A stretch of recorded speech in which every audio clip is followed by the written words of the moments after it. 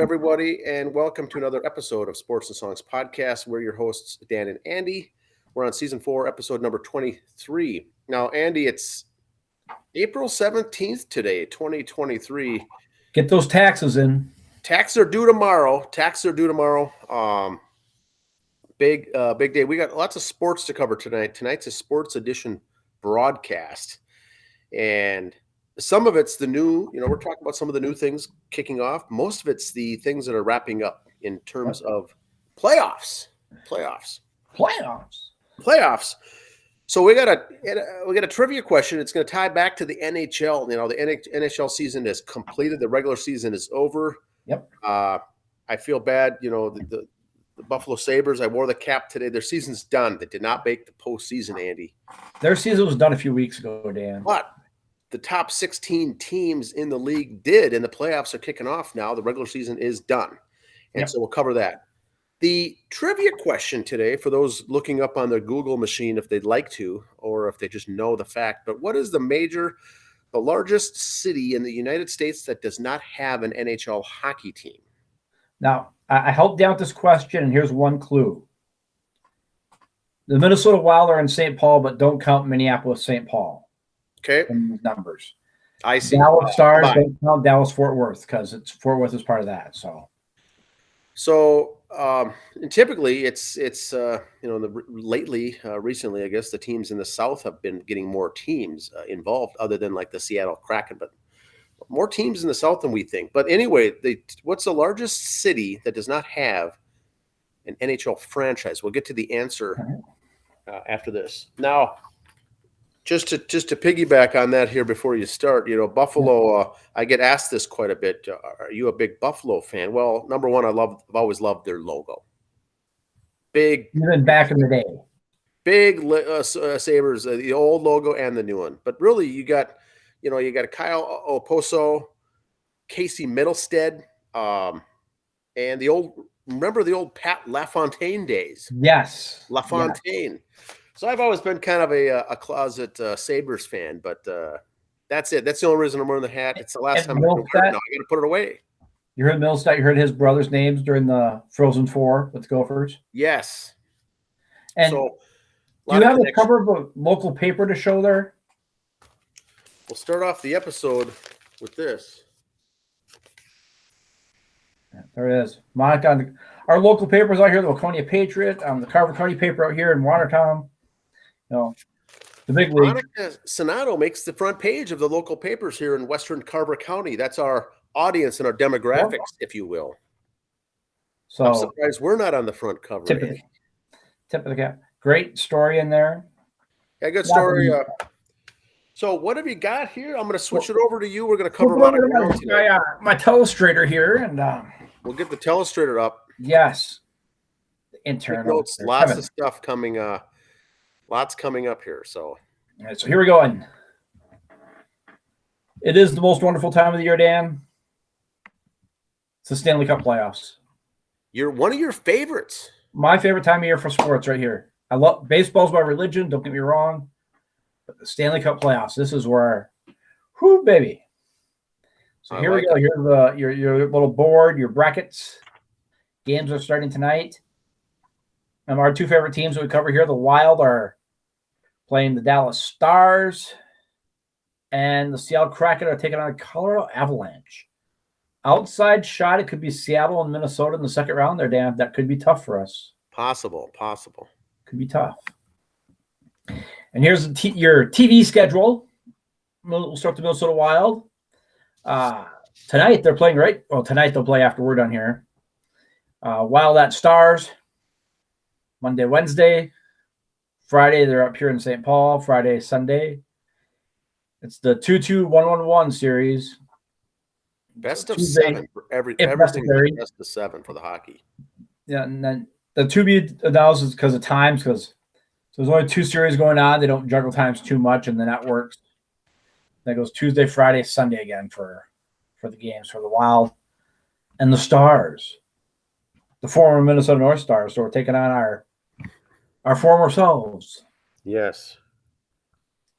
And the Kraken taking on the Colorado Avalanche, or the Lanch, as some people call them. The Lanch. So Tuesday, Thursday in Colorado. Saturday, Monday up in Seattle at the Crack House. Then Wednesday, Friday, Sunday for the rest of their series, if need be. That Saturday night up there in Seattle could be a wild venue. It could get ugly. The before, after, the local scene there, big time Kraken. They'll have all day to get ready for it, get pumped for it. Their first, second season, first playoff game. It's going to be huge. And 95% sure they'll win that game. That's usually the way it goes. The Crackheads will all be there too, the fans. Yes. There'll be a Kraken.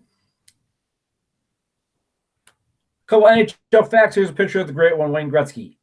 Fact. Random fact. If Wayne Gretzky never scored a goal, he still would have recorded 11 straight 100-point seasons and won 4 scoring titles. My God. Is that for real? Jeez. Yes. I mean, we talk about all the baseball stats, the Tony Gwynn stats. Some of these Wayne Gretzky ones are just hilarious. If he would have never scored a goal, he would have 11 straight 100-point seasons. Now, you get a point for a goal or assist. So that means he had 11 straight seasons of at least 100 assists and would have won 4 scoring titles. That means he had more assists 4 times than the second place guy with goals and assists combined. Jeez. So just, that is unreal. He just destroyed the record book. And here's another one. Now, you look at that picture there and you go, the guy looks kind of familiar, but no, that's former tough guy goalie Ron Hextall of the Flyers. Clean-cut business guy. President of Hockey Operations Brian Burke. General Manager Ron Hextall. That's Burke. I'm sorry, but Hextall was part of it. You got all these guys who are ex-players for the Flyers running the Penguins. Okay. Well, of course they all got let go. You're going to really – they make if 3 ex-Vikings start running the Packers. I think they'd start being like a 4-win team. Yes. Oh, oops. Did we trade the wrong guy? Did we draft poorly? We're sorry. Interesting. I love Ron Hextall, but I don't trust him to run my company. What's on TV, you say? Those of us wrestling fans here. Dark Side of the Ring is coming back for season 4 on Vice TV. And they've got 4 episodes that have already started. The picture there is of Brian Pillman. That episode last year was an incredible episode. They're going to start with starting May 30th.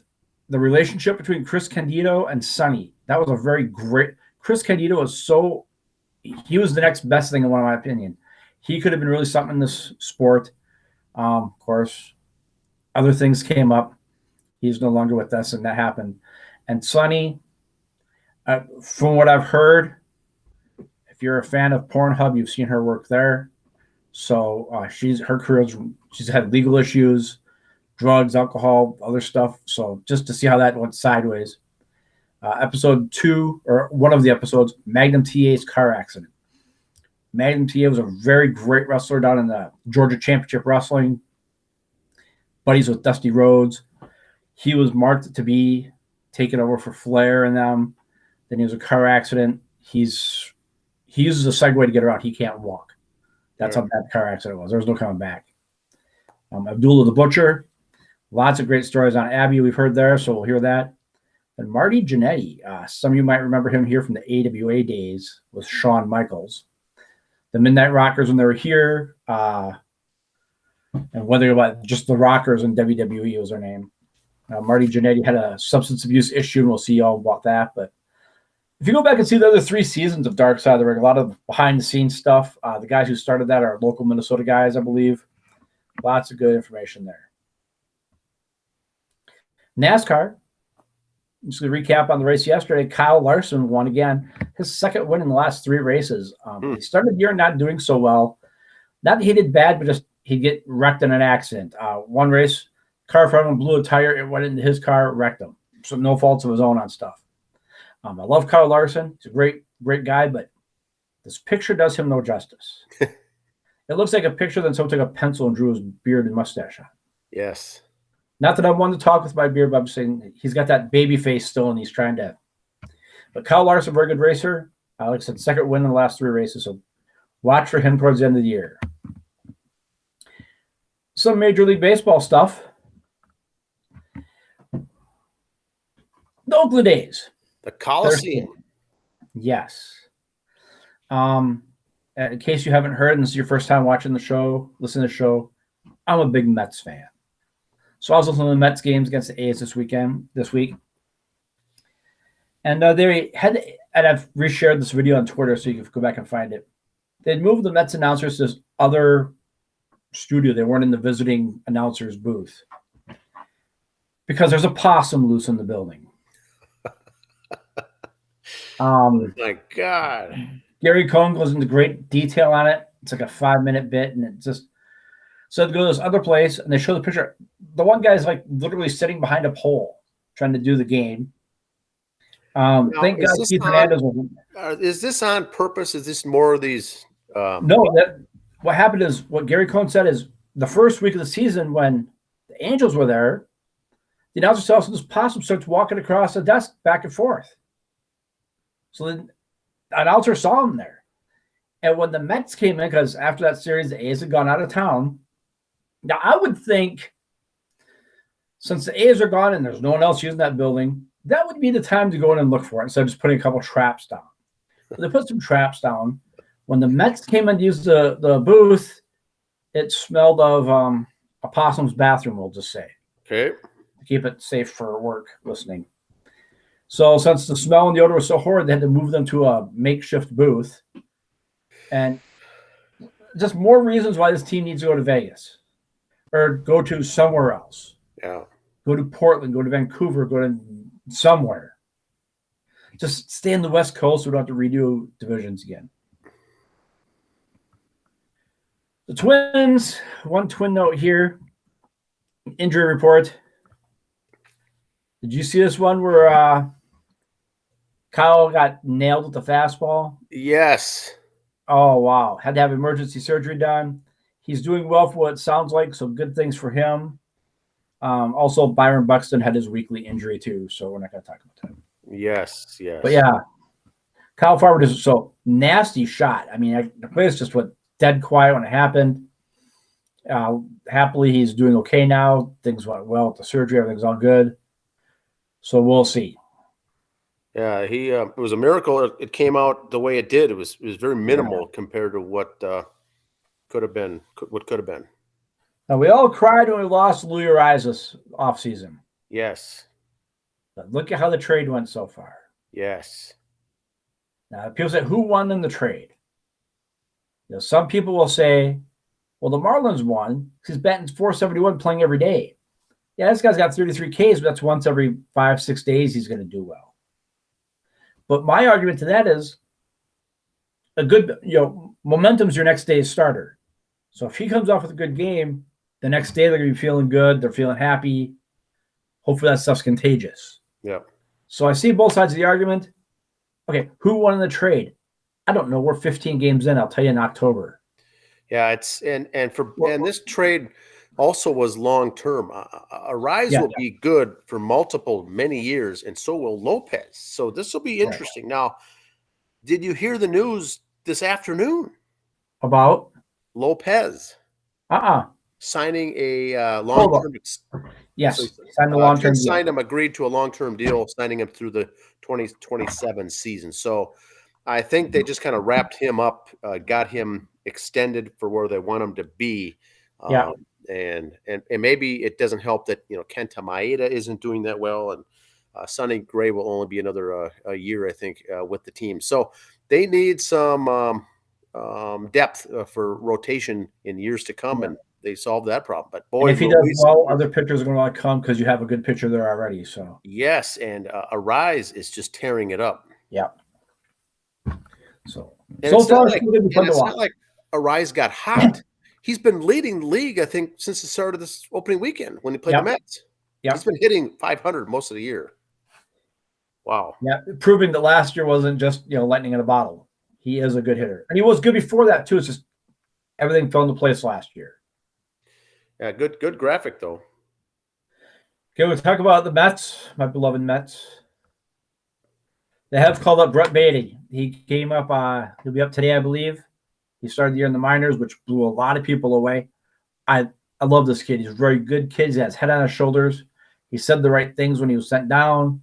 He's coming up. I'm very excited to see guys like him and Bobby Witt Jr. with the Royals. Those two, I'm going to love watching their careers the next 5 to 10 years. Those would be two guys to watch. They're going to be, well, the American League naturally playing each other all the time. It's going to be kind of like watching, we had in the 80s, you had Brett and Boggs and Mike Schmidt. You had those great third basemen like that. These are the guys, these two are, I'm going to say, are going to be in that same category when their careers are done. They're going to be in that same argument, but same discussion with the George Bretts of the world, the Wade Boggs, the Mike Schmidts of the world for how good a player they were. Not per se Hall of Fame, but just caliber of player. They're great people, well-respected, all-stars, stuff like that. Clubhouse guys, the whole works. Yep, so just watch those names. Some more sports notes, mostly baseball, but more sports notes here. There's a couple guys, the first two Korean-born teammates to homer in the same game for the Pirates. Oh, my. We're going to start seeing the international players coming over. We saw it in the World Baseball Classic. Yeah. It's a great thing, I think. It's just showing that stuff like this with Chowabate, go back in the offseason, like I've said for the last 4 years. Watch the Korean Baseball League. Watch the Japanese League. These are good players over there. They're not just players who aren't good enough for the majors. They're not AA level players. Yeah. There's a lot more coming over. So keep an eye on those. You don't have to watch the whole game. If you don't have time, I get it. But just follow one of the leagues on YouTube and watch the highlights every now and then. Check out the highlights we put on our social medias for these teams. Very fun to watch. Yeah, it's going to make for the interesting statistics as far as the people looking up the data research. When more and more of this happens, they got to dig deep to find these random stats like this. These gems to it. There's going to be more, more of them, more commonplace. Here is the 10 worst home attendances so far in 2023. And they're at number 7, Minnesota Twins. Now, I don't want to hear this cold weather excuse. We wanted outdoor stadiums. This is part of the deal. Okay, Baltimore, cold weather. Washington just stinks, so they're going to be up there. Cleveland is a good team, but cold weather. I don't want to hear that. Why are the Marlins doing, and the A's? They got warm weather, but bad teams. The Rays were 13-0, and they can't draw. So, now that is an interesting stat, and that's what they're facing down there, and they always will. It's just, I mean, the Twins and Guardians are fighting for first place in their division. The Rays started out how incredible. Everybody's excited about the Marlins and the Royals this year, and the Pirates there's excitement about that team starting up. Okay, the Reds and the Nationals, I can see. They're, that's going to be part of the deal for a while. Oakland, I get it. I think next week when the Twins have a pretty good a couple series coming up, and if the weather's nice, it's going to bump that number up, I think. But you're right. These colder weather teams typically start off a little light. But boy, Oakland, that is that's embarrassing. Baseball teams drawing better than that. Yeah, it's the thing that makes it worse is it's a football stadium, so it's that much bigger. Yeah, it's not a 30,000 seat baseball stadium. It's a 60,000+ football stadium. That's getting nothing. Happy anniversary to the Cincinnati Red Stockings. Their first ever baseball team played their first ever game today. Back in 1869. Nice. I did not know that. The one guy there standing on my far right as I look at there, the guy looks like Larry from the Three Stooges. Yes. He kind of looks like he's got that look on his face like, take the damn picture or you're going to get punched. The rest are all posing and being professional. He's like, fine, I'm here for your picture. That would be a neat throwback uniform for the Reds to wear one day. Now, one thing I did see at the game when I was in Cincinnati, there was a handful of fans that do wear this, not that uniform, but that logo. You do see that logo around in various caps, jerseys, hooded sweatshirts, things like that. I didn't know what it was at first until I started seeing it pop up. I went into the pro shop, and that's that old Red Stockings logo. Yep. Check the guy sitting down there at the side chops there. He demand. Great. Looks like that is the old James Hetfield Metallica, maybe. Yep. They didn't have the flow back then, but he would have got an award for them chops, I think, right there. The Red Stockings. The Red Stockings. Elk River native Emma Bates logs the second fastest Boston Marathon time ever for an American woman today. Oh, I didn't know that. We don't Patriot Day cover today. marathons too much here, but that is an interesting fact. We're playing the Channel 4 card here and talking about a local girl. So now, the other thing with Boston, that's what the Twins are to start their series, and they never schedule that baseball Fenway home game during the marathon. Too much going on in town there. So Patriot Day, they call it. Yep. If they can, they try to get the Celtics and/or Bruins at home for the playoffs that day. They can, if they can line it up too. Okay. Last call with shorter time games. Major League Baseball's extended beer sales to the 8th inning now. All teams? They heard our cries between me, you, and Tom Ball talking about it. They heard us. They heard. Our voices were heard, Dan. Milwaukee was the first team to start down that path. Yes. So I think you're going to see it carry on. And I've heard both sides of the argument. People going, well, see, now they're drinking and they don't have time to dry it before they go, and they're going to go home drunk. Well, I don't know. The Red Sox game yesterday was under 2 hours. On my best day, unless I'm really pounding them hard, I'm not going to get loaded in 2 hours. Yeah. Not on a $12 pounder beer. I'm not going to have too many of them either. So now the thing I was talking about the same topic with someone else is that they shut it off in the 7th inning in the old days at all the stadiums for the vendors. Now, if you're in a corporate suite, you're in a corporate box, you're in a luxury box, they're serving those beers. They're handing them out all full game. There's no rule applies for that. So that's something I didn't know as either. And so, I think that makes sense. These vendors are losing money here. We're throwing them a bone for a little bit more, but still, they got 2 hours to make hay. So, wow. Make sure you at least tip them well. These guys, this is their job. This is just a hobby for them. It's not a fundraiser for them. This is their job. Now, the games, the stadiums open 1.5 to 2 hours prior to the game. And you can certainly get there as the gates open and the vending machines are open. I mean, the vendors are there. You can get an ice cold beer. So, for a 2-hour game, I know we didn't bring this up yet, but if you're there 2 hours early, you have, 4 hours of enjoying yourself, even with the 7th inning deal. But yes, you're right. I think you're going to see more teams move to this. Our 80s baseball stat of the week. Okay. What is it now? You're going to like this one. Ricky being Ricky. Ricky Henderson stole third base 322 times in his career. There's only 2 active baseball players that have at least 322 stolen bases. Are you kidding me? He stole third that many times. Here's the list. Elvis Arraez, he's at 337. Billy Hamilton, 324. And then right on the heels, Sterling Marte at 321. So this week you might pass that, but that's the active stolen base leaders right there. Well, geez, Trey Turner, look at him for a young guy. Up too. Yep, so he might, but that's total stolen base. Ricky stole third base 322.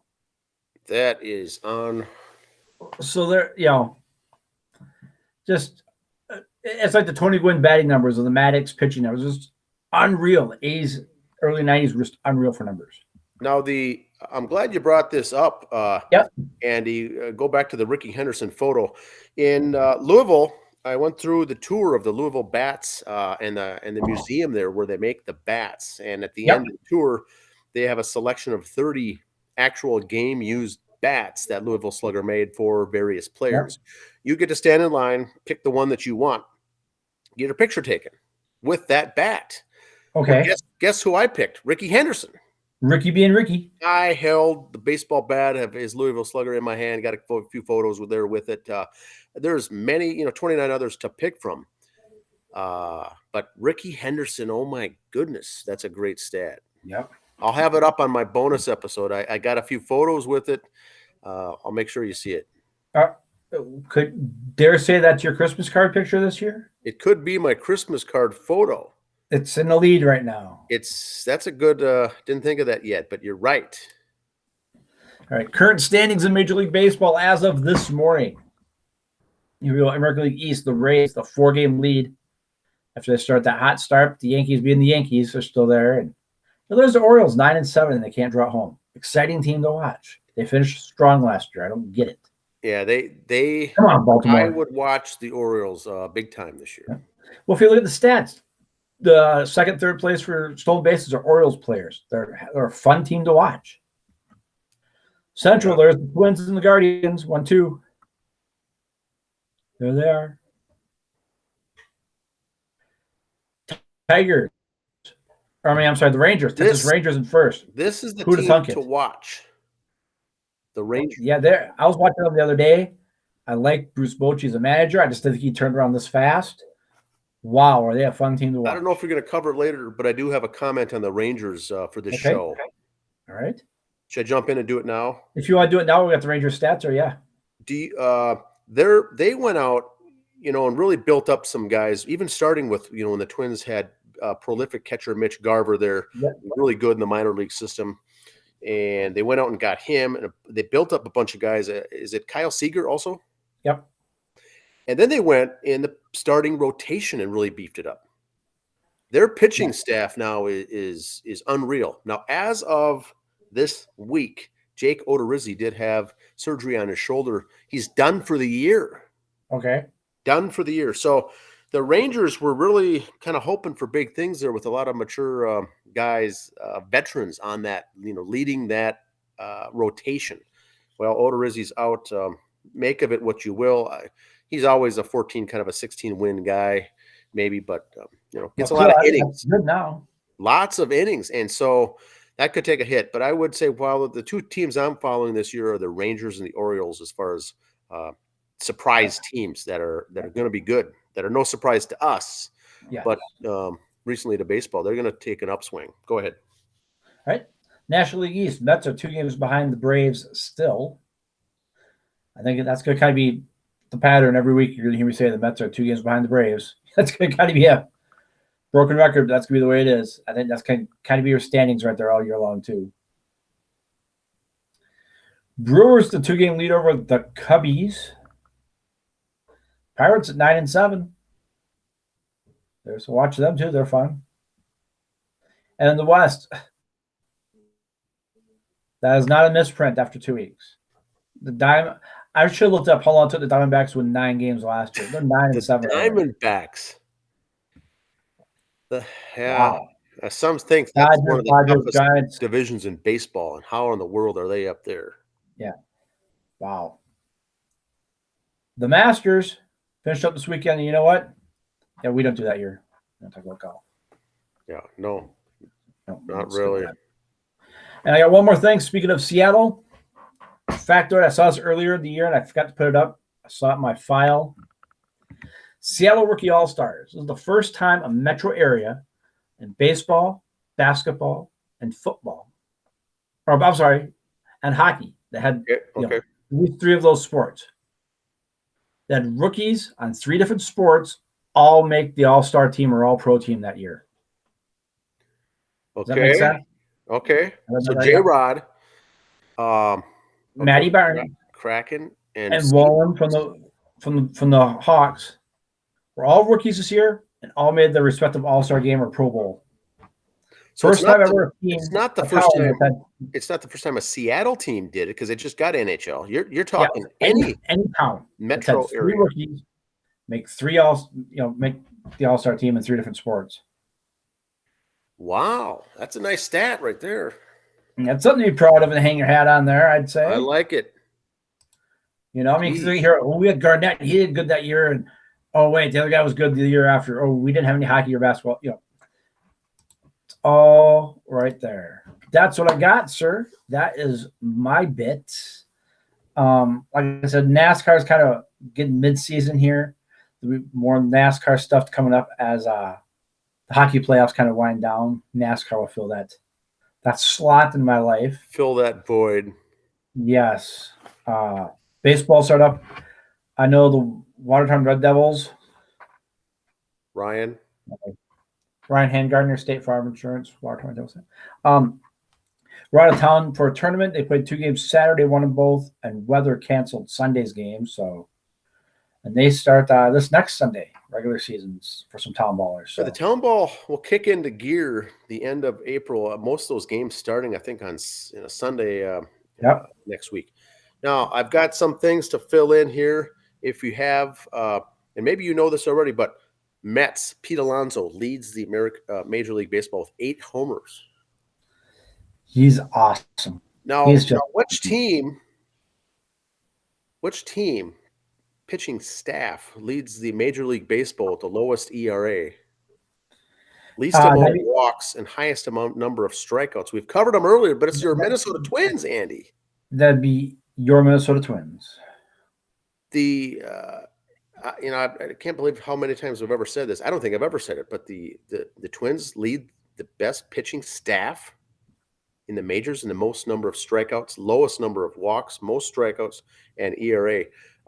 Unreal. And I think that's what they've done, Andy, when I've seen acquisitions and trades and things like that, guys they pick up, they're getting guys, the pitching have a history of high strikeouts and low walks. The ratio is really huge. And now we're seeing that come through here.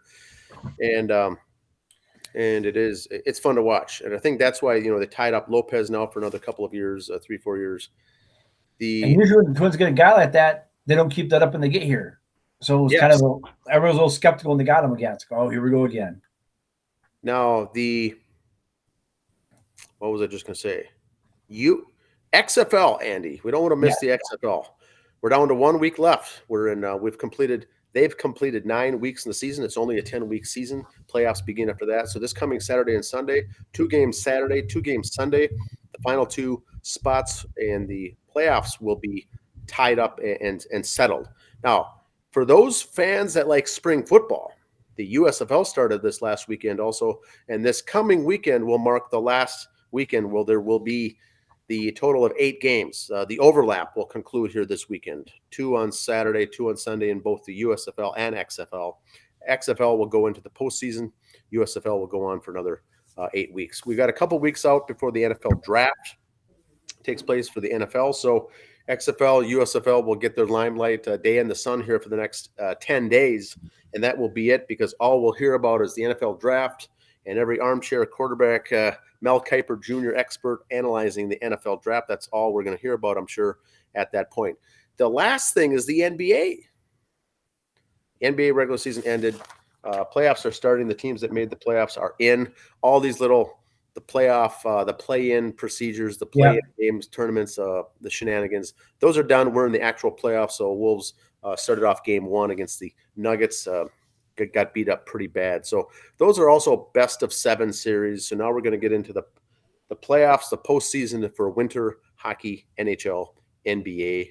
But baseball in full swing. It's a good time of the year. Horse racing is starting to come up here too. Yes, I was going to say, park, things like that. So have you got anything else there, Andy? I got one more thing from Friday's games. We got a trivia answer too. Yep, forget the trivia. Friday's games. The Mets against the A's. Mets won 17-6. They did have a position player pitch at the end for the A's. Okay. But the pitching staff, all pitching staff for the A's that game. 9 innings, 11 hits, 17 runs, all earned, 7 strikeouts, gave up 1 home run, walked 17. Walked 17. Can't have it. I mean, yeah, I'm looking at it. Yorma had 3 walks. Almost everybody else had 2 that started. I mean, so it wasn't like one guy had a good eye and got 4 walks or something. No, they just walked them all. Walks will kill. Walks will haunt, as the Metrodome used to say. Walks will haunt, the Metrodome scoreboards used to say. Trivia answer, sir. We have it ready for the trivia answer. The trivia question, by the way, is what is the largest city in the U.S. that does not have an NHL franchise, an NHL team? I'm going to guess, if knowing the answer before I've read the answer, I was going to guess Cincinnati. But I'm wrong. I was going to say, maybe Miami, maybe a southern team. Dallas. I think are considered Miami. So Dallas has a team. Tampa Bay has a team. These southern teams now are getting teams. San Jose, but the answer is Houston, ladies and gentlemen. Ah, yes. 4th largest metro area in the entire U.S. is the Houston area.